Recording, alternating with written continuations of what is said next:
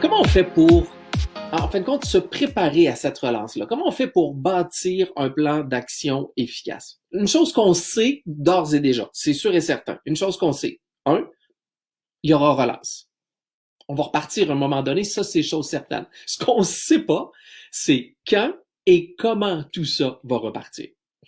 Mais ça reste que d'ici là, qu'est-ce qu'on fait? Vous savez qu'on ne doit pas nécessairement se croiser les bras et attendre que tout repart. Parce que si on fait ça, on se retrouve dans une situation où quand tout le monde va repartir, ben nous, on va déjà être en retard. Alors, il faut commencer à préparer un plan de match. Il faut être en mesure de dire, OK, comment je vais faire les choses et qu'est-ce que je veux atteindre? C'est ça la question de faire un plan. Un plan, c'est de passer d'un point A à un point B. Moi, je vous dis, c'est le temps actuellement de faire ou de revoir votre planification stratégique. Et là, quand je dis planification stratégique, là, souvent, il y a des gens qui me regardent avec des gros yeux et tout ce qu'ils voient dans leur tête, c'est une pile de papier, ça d'épaisse, qu'on passe à travers, puis une fois qu'on a terminé, on le prend pour le met dans le fond d'un tiroir. C'est souvent le cas. Pour moi, une planification stratégique, c'est beaucoup plus important que ça. Ce que je vous propose aujourd'hui, là, c'est effectivement d'aller voir ensemble et essayer de vulgariser ce terme trop technique à mon goût, qui est, en fin de compte, une planification stratégique. Pour moi, là, si on veut une description bien simple, là, une planification stratégique, c'est tout simplement un processus et une démarche qui va vous permettre de partir d'un point actuel dans lequel vous avez des enjeux, des défis, des problèmes, et de traverser le tout pour vous diriger vers une situation désirée, vers vos ambitions, vers vos rêves. C'est aussi simple que ça. Et loin de moi l'idée de rentrer dans le volet ésotérique quand je vous dis ça. Là. Je vous dis juste d'avoir un plan de match efficace en affaires. Vous savez très bien que pour moi, il est très important d'avoir une destination. Parce que si vous n'avez pas de destination, vous allez tourner en rond. Et si vous tournez en rond, vous allez être comme un bateau sans gouvernail et vous vous rendrez, pardon, nulle part. Donc, ce matin, c'est ce qu'on va regarder ensemble. C'est-à-dire, cette démarche-là, on va aller démystifier c'est quoi une planification stratégique. On va aller faire du ménage là-dedans. Pour moi, une planification stratégique, là, à la limite, là, ça se tient sur une seule page. C'est tout. Sur une seule page, vous êtes en mesure d'avoir un plan de match qui va vous permettre de suivre vos objectifs, de suivre pas à pas ce que vous voulez faire pour atteindre votre situation désirée. Alors, on va y aller. Une planification stratégique, 5 étapes. OK? C'est 5 étapes. La première étape, gestion. Simple. Si vous avez été là à notre premier rendez-vous, je vous ai parlé de bâtir sur des fondations solides. Voilà pourquoi il est important. Afin de mettre du sens, afin de mettre de la solidité, afin d'être en mesure de vous propulser, il faut que le sol soit solide. Je vous répète l'analogie que j'ai faite. Si vous essayez de sauter dans du sable, vous allez avoir de la difficulté à sauter parce que le sol est pas nécessairement solide et friable. Par contre, si vous sautez sur du béton, il est sûr et certain que votre impulsion va être plus haute. C'est la même chose avec le premier point de votre planification stratégique, c'est-à-dire votre gestion. Connaissez votre mission, c'est-à-dire votre pourquoi, votre raison d'être. Pourquoi vous faites ce que vous faites? Qu'est-ce qui vous permet de vous lever? Qu'est-ce que vous voulez faire et qu'est-ce que vous voulez apporter à vos clients? Ça, c'est votre mission. Vos valeurs, de revenir à vos valeurs parce que ce sont eux qui vous aident et qui vous aident à prendre des décisions et à gérer vos actions. Vos forces, de revenir sur vos forces parce que quand on exploite nos forces, premièrement, on est plus productif, on est beaucoup plus performant et souvent, ça nous demande beaucoup moins d'énergie et c'est par ces forces-là qu'on réussit à se distinguer, à se démarquer de notre concurrence. Et finalement, le dernier, si vous avez une seule chose à faire au niveau du volet gestion, c'est de déterminer votre destination, c'est-à-dire votre vision, où vous allez vous rendre, où vous voulez vous rendre, c'est-à-dire un futur espéré. De dire, ben moi, je veux me rendre à telle destination. Je vous répète mon même exemple que je prends régulièrement. Quand vous partez en voyage, la première chose que vous faites après avoir dit, moi, ma période de vacances, c'est de telle date à telle date, vous décidez de votre destination. La même chose, c'est exactement la même chose en affaires. Prenez le temps de voir votre destination. Et une fois que tout ça est fait, l'étape supplémentaire que vous faire au niveau de la gestion, c'est de vous poser la question, OK, maintenant, c'est quoi, moi, mes enjeux? C'est quoi mes défis? C'est quoi mes problèmes auxquels je fais face que je veux résoudre? Est-ce que j'ai pas suffisamment de clients? Est-ce que je veux augmenter mon nombre de produits? Est-ce que je veux augmenter mes revenus? Est-ce que j'ai un problème de service à la clientèle? Bon, vous voyez le cas. C'est quoi vos défis? C'est quoi vos problèmes? Dans quoi, finalement, vous vous enfargez? Excusez-moi le mot, mais qu'est-ce qui vous empêche? Qu'est-ce qui vous freine? Qu'est-ce qui vous empêche d'aller plus loin? De prendre le temps de déterminer ces points-là, c'est ce que j'appelle les dossiers majeurs. Ce sont vos orientations stratégiques. C'est-à-dire d'avoir 3 dossiers majeurs. Ces orientations stratégiques-là, ça peut être vos produits, vos revenus, votre qualité de service. Bref, de prendre tout simplement des dossiers majeurs. L'objectif n'est pas de déterminer des objectifs au moment où on se parle. C'est juste de voir quels sont nos plus gros enjeux, nos plus grosses montagnes à traverser ou à gravir, ce sont lesquels. Et là, d'en prendre maximum 3. Vous devez avoir maximum 3 enjeux, sinon vous allez vous y perdre et vous allez diluer vos efforts. Donc, 3 enjeux. Premier point de votre planification stratégique, la gestion, c'est-à-dire, si on le résume simplement, mission, vision, valeur, mais vision très important et orientation stratégique. Deuxième point.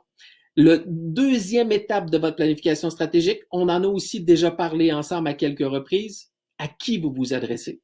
C'est-à-dire votre clientèle cible, votre marché cible, votre segmentation et votre client cible. C'est tout simplement une façon en entonnoir de préciser vos actions et de savoir à qui vous parlez.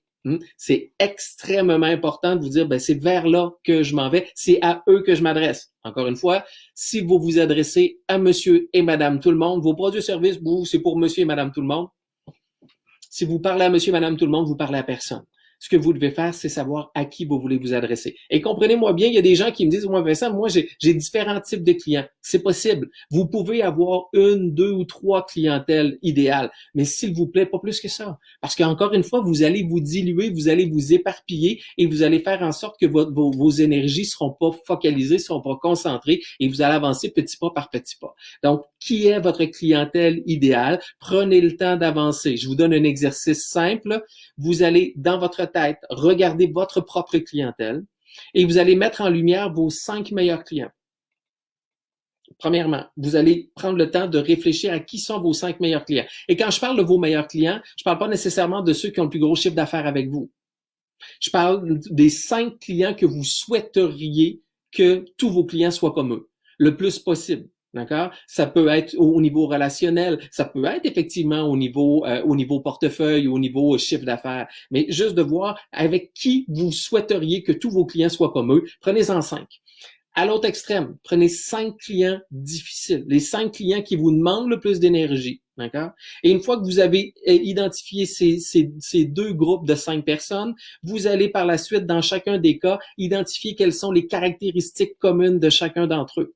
En faisant ça, vous venez, entre guillemets, d'identifier avec vos 5 meilleurs clients quelle est votre clientèle cible et vos 5 clients les plus difficiles, quels sont les clients avec lesquels vous devez garder une certaine réticence ou une certaine vigilance parce que eux viennent davantage énergivores et non énergisants et ça vous permet à ce moment-là de travailler à une meilleure qualification client et de savoir au premier discours à quel groupe vous vous adressez. Donc ça, c'est la deuxième étape, c'est-à-dire de prendre le temps de définir à qui vous vous adressez au niveau de votre plan.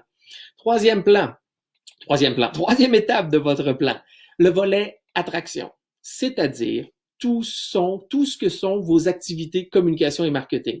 Encore une fois, on en a parlé, vous voyez qu'on revient à certaines choses, on attache des cordes aujourd'hui. On attache des cordes pour faire en sorte que tout fonctionne très bien, que ça soit efficace et le plus productif possible pour vous. On a parlé dans nos dernières rencontres, si vous avez été là, vous vous souvenez qu'on a parlé d'une démarche marketing. Une démarche marketing, c'est quoi? C'est piquer la curiosité, susciter l'intérêt, créer le désir et passer à l'acte d'action, à l'acte d'achat. Donc ça, c'est la démarche marketing qu'on appelle la méthode AIDA. Donc c'est tout simplement un avant et un après. Du marketing, c'est prendre quelqu'un dans une situation X avec des problèmes, des enjeux, des défis, des rêves et des ambitions et de le transformer vers une situation désirée, c'est-à-dire de le faire rêver à régler ses problèmes ou à atteindre ses rêves ou ses ambitions. C'est tout simplement ça. Donc, comment vous allez travailler à communiquer avec votre client, où se retrouve votre client cible.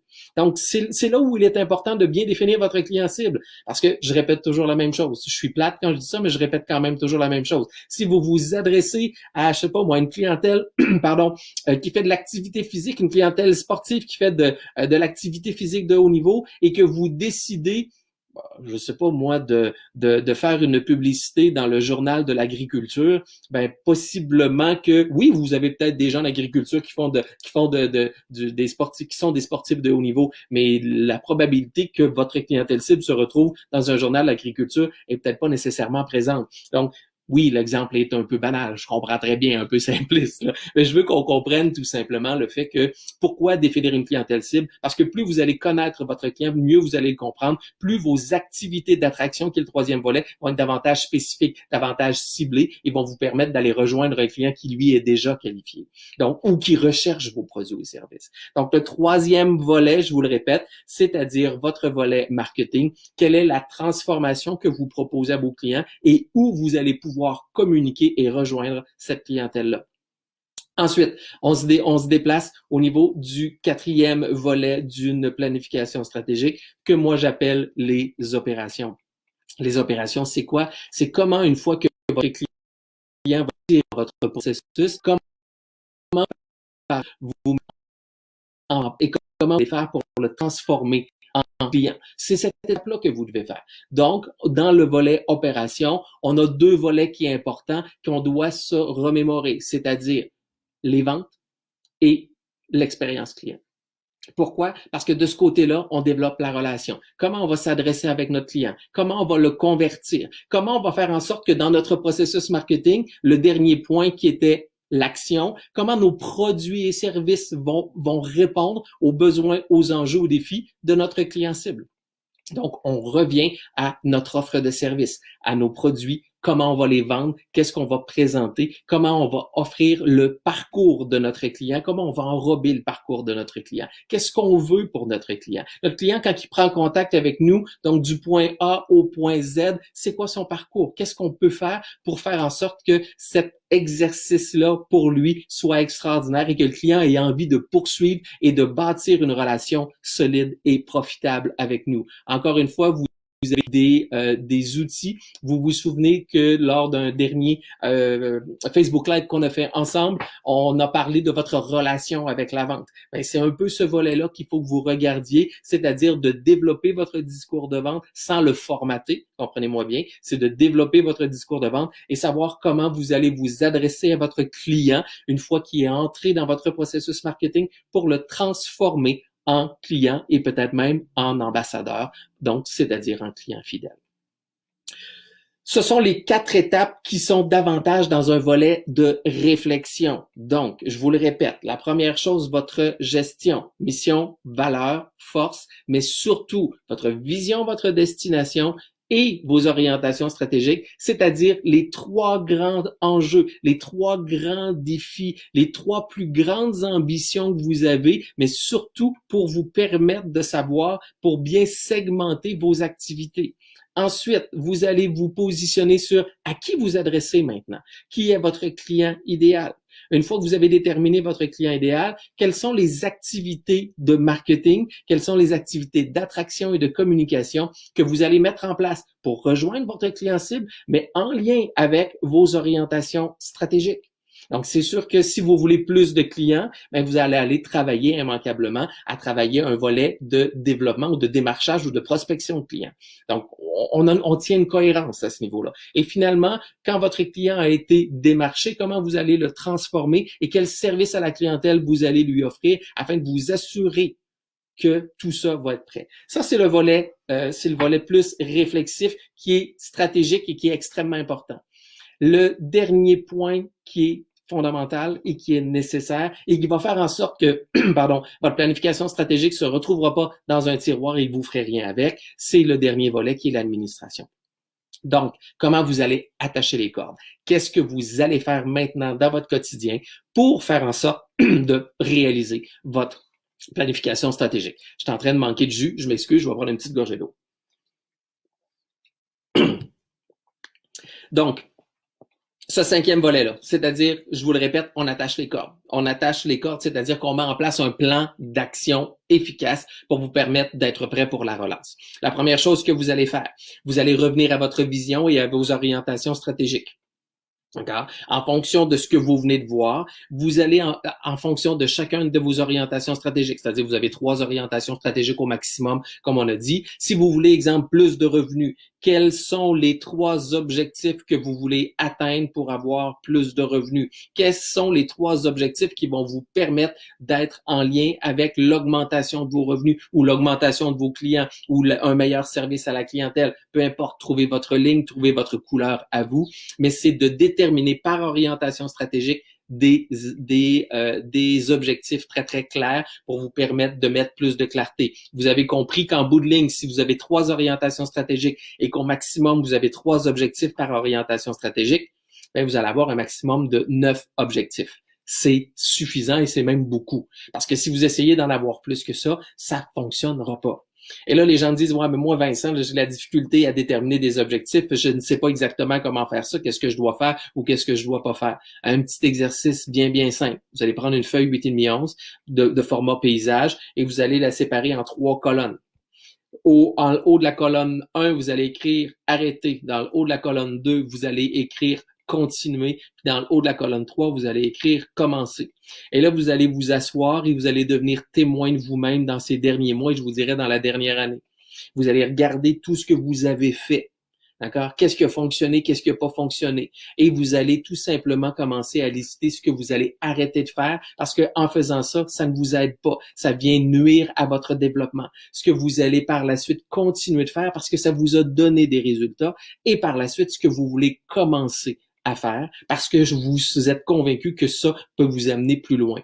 En faisant ce bref exercice-là de rétroaction, de témoin de vous-même, vous allez être en mesure très facilement de mettre en évidence certains objectifs que vous voulez mettre de l'avant. Donc, vous allez vous prendre au maximum 9 objectifs. Normalement, je vous dirais entre 6 et 9, c'est suffisant.